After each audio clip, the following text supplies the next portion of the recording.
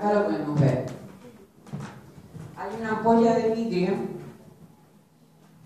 donde hay un cátodo que tiene un filamento en el extremo. Por el filamento circula corriente. La corriente que circula por el filamento produce el calentamiento del mismo.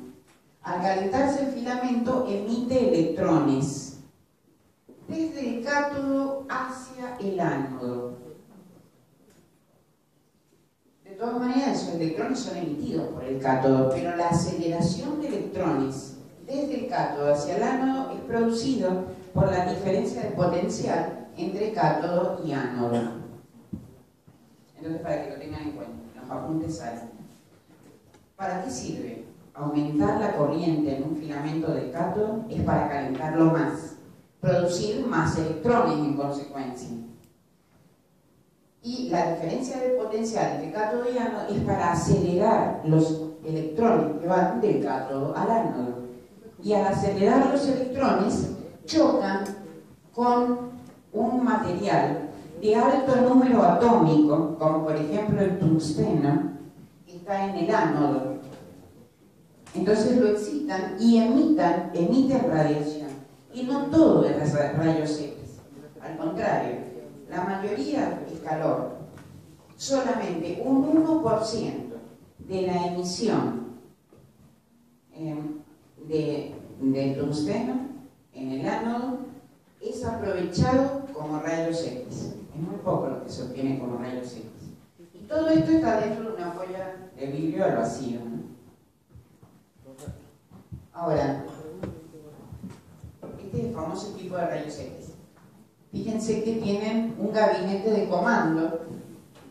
El gabinete de comando tiene varios botones. Uno para regular la corriente, el otro regula la tensión, el otro regula el tiempo. También hay un autotransformador de entrada en la parte interna.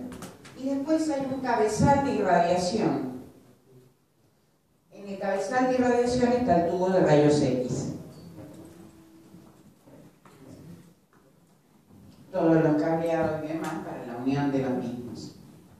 Generalmente la pieza... ¿El cátodo no sería positivo? En este caso, lo que estamos cocinando es el flujo de los electrones, es lo que nos interesa, nada más. A ver, escribo para rayos X, no sé por qué está.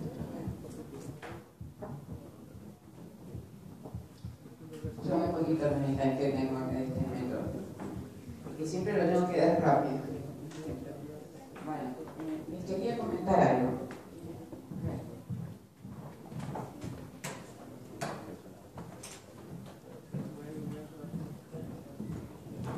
Si ustedes tienen la fuente, si esta es la fuente de radiación y esta es la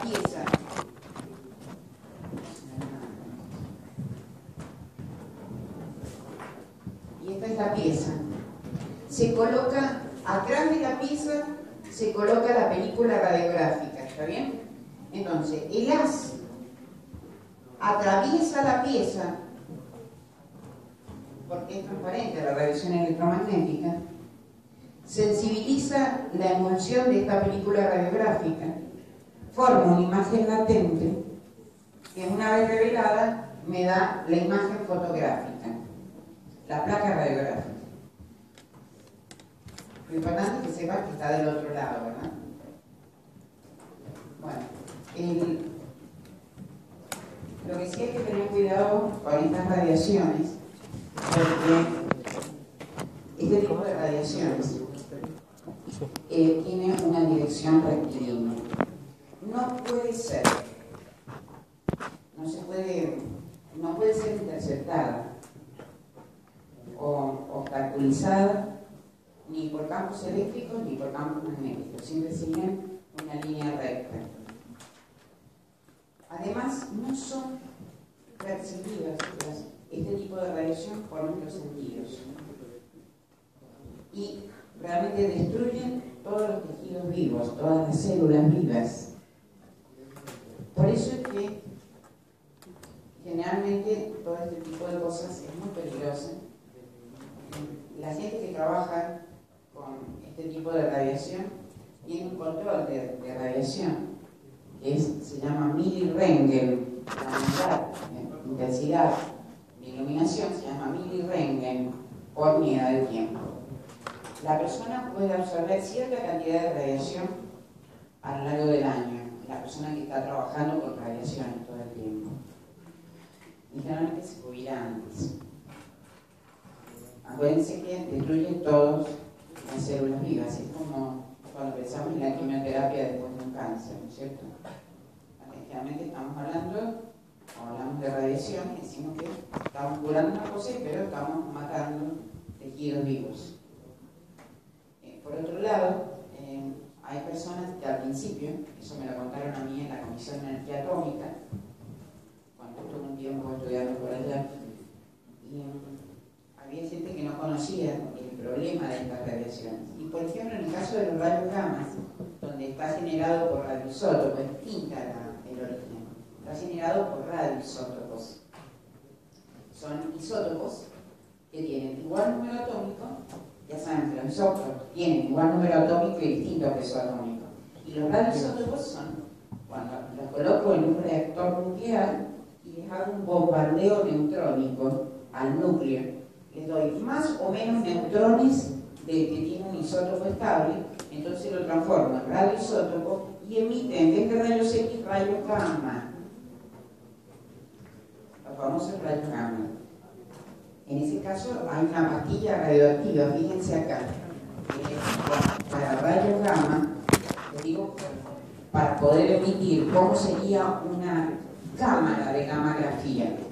Hay una pastilla radioactiva dentro de una cápsula interna, a su vez está soldada a una cápsula externa y tiene una lengüeta que me facilita la sujeción de la cámara de gammagrafía al resto del equipo. Generalmente hay dos tipos de cámaras, fijas o móviles. Pero bueno, lo más importante es que al principio esa pastilla radioactiva no tenía ninguna cápsula de protección y a veces el operador, sin conocer nada, se la metía en el bolsillo. Han habido casos, me contaban, de casos que metían pastillas radioactivas en el bolsillo. Directamente perdían la mitad del cuerpo. Por supuesto que se morían rápidamente. Pero la radiación los atacaba de una forma terrible. Mataba todas sus células vivas. Y eso por no conocer. Se supone que los métodos que hay ahora, todas las pantallas separadoras de plomo,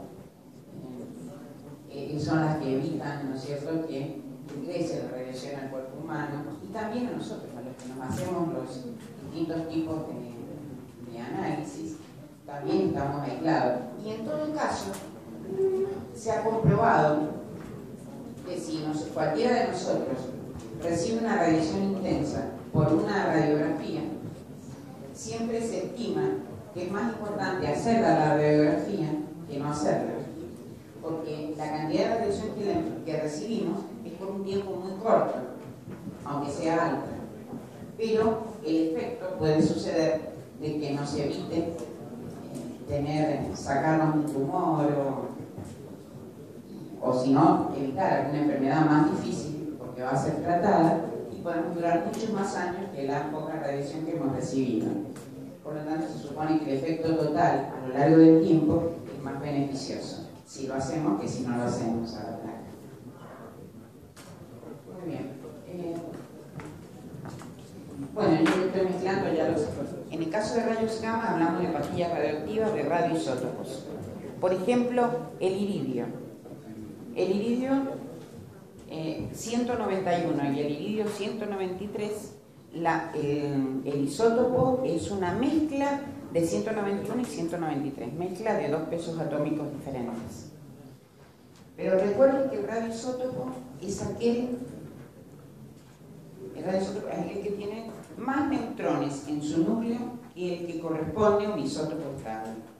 Por lo tanto, ese átomo de radioisótopo va a emitir radiación según una ley de decaimiento radioactivo hasta transformarse en estable. Si el isótopo es inestable, tiene más energía. Entonces va a emitir esa energía en forma continua, ese es el problema, en forma continua, a lo largo del tiempo, hasta que tenga la energía correspondiente a un isótopo estable y no emite más. Por lo tanto, es muy importante considerar que la radiación electromagnética llamada de rayos X, que emite, o sea, que justamente se emite según una ley de decaimiento radioactivo, ese decaimiento depende del número de átomos, de la variación del número de átomos de radioisótopos respecto del tiempo, es directamente proporcional a la constante de decaimiento radioactivo por el número inicial de radioisótopos. Entonces acá podemos hacer que la variación del número de radioisótopos respecto de N0 es menos la constante de decaimiento radioactivo por delta T. Si derivamos, ¿qué pasó ahí? Está en otra. Yo sé que es pesado esto, pero traten de atender. Bueno, la variación, acá si derivamos, tenemos derivada de n, diferencial de n respecto de n, entre n0 y n, es igual a menos lambda, diferencial de t, entre 0 y t, y me va a quedar el logaritmo natural de n sobre n0 es igual a menos lambda por t. No se ve nada. Tengo que buscar otra, porque ya están viejos.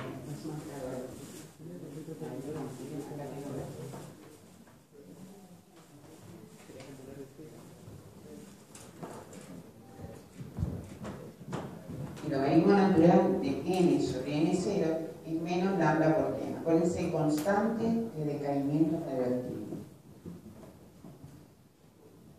Entonces, se suele llamar también lo siguiente: en vez de hablar de tiempo, se habla de periodo de semidesintegración. Se dice que cuando el número de radioisótopos se reduce a la mitad,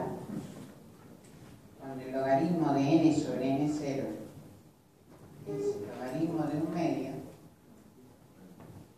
1/2, vamos a tener lo que se llama el periodo de semidesintegración, este de medio, periodo de semidesintegración.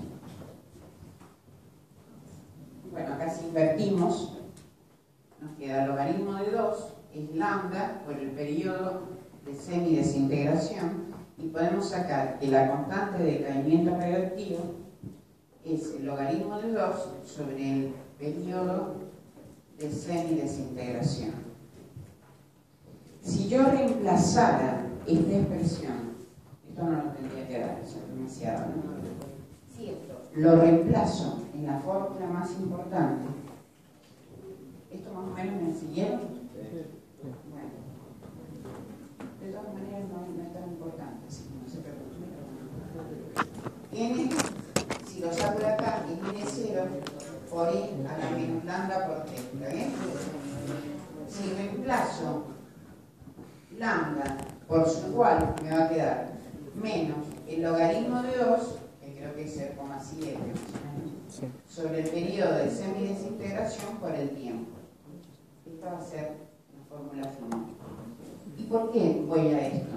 Porque yo quiero comentarles lo siguiente. ¿Qué pasa con una pastilla radioactiva?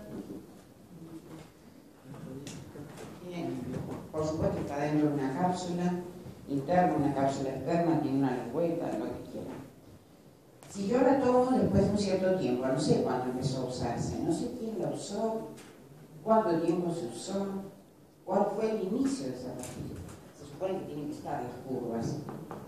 Pero hay una curva que es muy importante, que indica que, según el número de radioisótopos después de un tiempo T, me indica que la actividad de la fuente después de un tiempo T es la actividad inicial por E a la menos logaritmo de 2 sobre periodo de semidesintegración por el tiempo. Por lo tanto, tengo un gráfico que dice la actividad de la fuente respecto del tiempo, ¿cómo es? Va a ir disminuyendo la actividad de la fuente respecto del tiempo. Entonces, lo que tengo que saber es que cuál es el tiempo que lleva siendo usada la pastilla. Si es a lo largo de este tiempo, voy a la curva correspondiente y voy a obtener qué actividad me queda en la fuente para poder ser reutilizada la misma cámara radiográfica de gamografía. Puedo conocer la actividad de la fuente después de un tiempo T de uso. Todo esto, por supuesto, con la pastilla, con el equipo ya viene tabulado, ¿verdad? Así que no, ya les repetí agarrar un poquito. Bueno, eso es lo más importante. Los equipos, yo les había hablado de dos tipos de equipos. Déjenme termino con esto y las cámaras fijas y las móviles. En el caso de las fijas, generalmente la cámara de gamografía tiene un colimador que se abre, sería un diafragma, que se abre o se cierra. ¿Se deja pasar la radiación o se limita toda la radiación? Eso se llama cámara fija. Cuando hay un diafragma y depende de la apertura del diafragma, dejo pasar la radiación. Eso es fijo. Si es flexible, sería como en este caso. ¿Cuál sería el caso?